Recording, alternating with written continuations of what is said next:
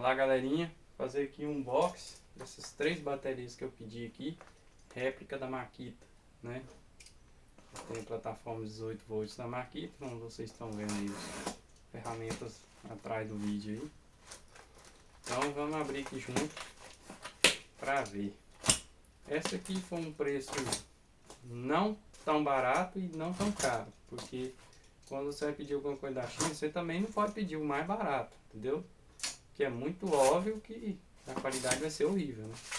Então você tem que pedir aquela que está na média e ver os comentários, né? Então o pessoal estava falando muito bem dessa aqui. Aí eu pedi aí, são baterias de 6 amperes, né?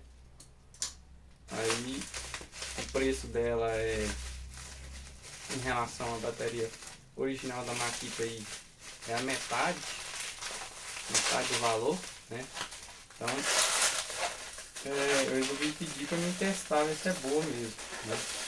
Tirando aqui, então tá aí, ó, 6 amperes.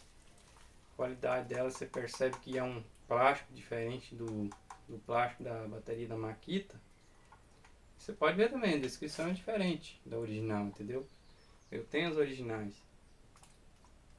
Só que aqui, ó, ela tem indicação de carga, igual a bateria da Makita, né?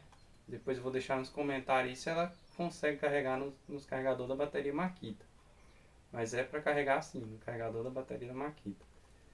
Então, pedi por ela ser de 6 amperes, né? Ela tava dando o valor de uma de 3 amperes da original da Makita, né? Então eu resolvi pedir para fazer o teste. Se ela durar o tanto de uma de 3 amperes da Makita, já tá valendo pelo preço, né? Vou pegar uma de 3 amperes aqui só para vocês verem.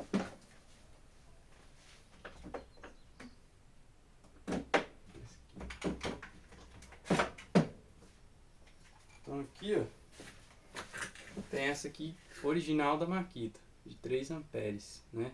O peso relativamente está o mesmo peso, ou seja, essa é de 6, mas eu acredito que ela deu uma carga de 3 amperes só, entendeu? Pois eu posso, se vocês quiserem mais detalhes, eu posso abrir ela aí para vocês verem se o sistema dela é igual ao da Makita original, né? Mas enfim, ou seja, eu pedi uma bateria que é mediana, né? O preço dela em relação às baterias que você encontra milhares no AliExpress desse formato aqui, né?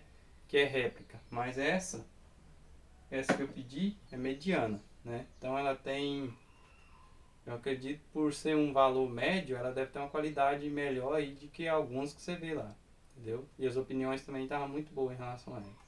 Então depois eu trago feedback para vocês, entendeu? Se valeu a pena ou não. Valeu!